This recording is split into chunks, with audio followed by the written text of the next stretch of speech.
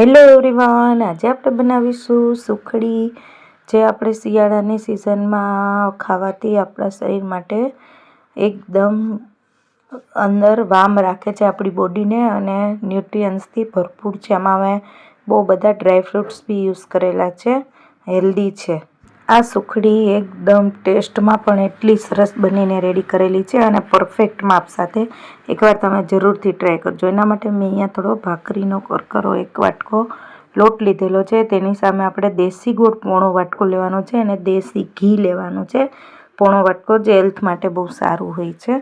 અને ત્યારે મેં થોડા ડ્રાયફ્રૂટ લીધેલા છે. એમાં બદામ છે, અખરોટ છે, કાજુ છે અને આ કણી ગુંદ લીધેલો છે અને સૂંઠ પાવડર લીધેલો છે 1 મોટી ચમચી.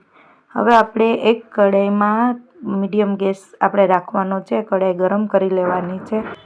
તેમાં મેં અહીંયા આપણે પોણો વાટકો ઘી લીધો છે. તેમાંથી 1 ચમચી મેં ઘી આમાં યુઝ કરેલું છે.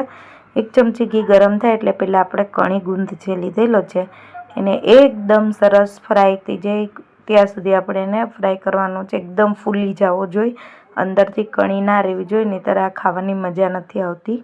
એકદમ સરસ ક્રિસ્પી થઈ જાય એવો આપણે આવો સરસ ફ્રાય કરવાનો છે. તમે આવી નાની નાની ટિપ્સને ફોલો કરશો એટલે તમારું 100% એકદમ સુખડી બનીને કમ્પ્લીટ રેડી થશે, પરફેક્ટ રેડી થશે.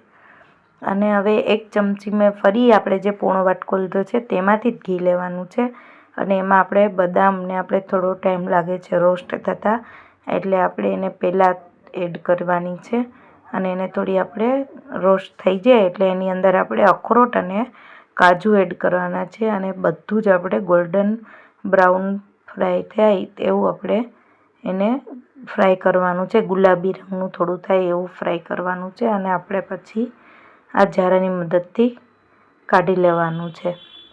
થોડું ઉપર બ્રાઉન કલર આવે એટલે આપણા ડ્રાયફ્રૂટ્સ બધા રોસ્ટ થઈ ગયા છે, શેકાઈ ગયા છે, ફ્રાય થઈ ગયા છે અને હવે આપણે કાઢી લઈશું. અને ત્યાર પછી આપણે આ કઢાઈમાં, એ જ કઢાઈમાં મેં અહીંયા ઘી આપણે જે પોણો કપ લીધેલું છે એમાં જેટલું એ ઘીને આપણે આની અંદર એડ કરી દેવાનું છે અને તેને આપણે આમાં આપણો જે 1 વાટકો ગરમ થોડું ઘી થાય એટલે જે આપણે લોટ લીધેલો છે 1 વાટકો કરકરો, ઘઉંનો ભાખરી માટે યુઝ કરીએ છીએ તે લોટ મેં આની અંદર એડ કરી દીધો છે અને હવે આપણે મીડિયમ ગેસ ઉપર આને આવું ગોલ્ડન બ્રાઉન થાય ત્યાં સુધી આપણે એને શેકી લેવાનું છે.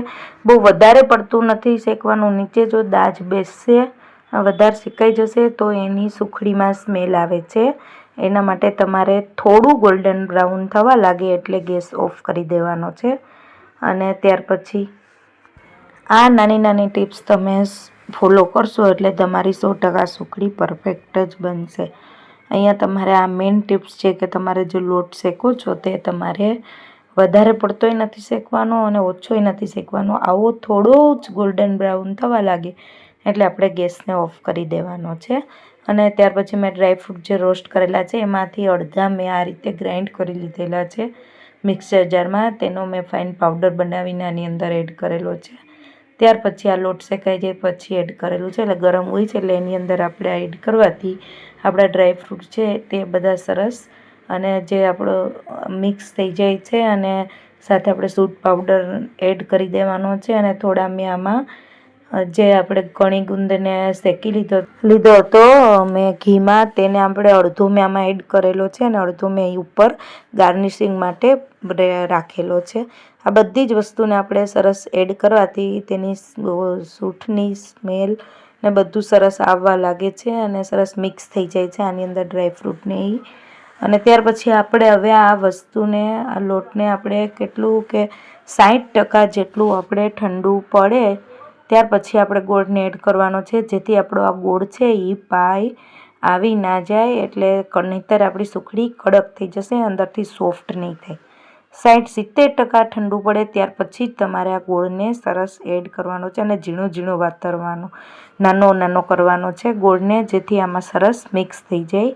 અને મોટો ગોળ નહીં રાખવાનો, બને એટલો સરસ નાનો જ કરવાનો છે છરીની મદદથી. અને ત્યાર પછી તમારે આમાં દેશી ગોળને સરસ આ રીતે હલાવતા જ રહેવાનું છે. મેં અહીંયા 4 થી 5 મિનિટ માટે સરસ હલાવીને આ રીતે ગોળને મિક્સ કરી લીધેલો છે. ત્યાર પછી આપણે આને હવે આપણી આ સુખડી ઓલમોસ્ટ અહીંયા રેડી થઈ ગઈ છે.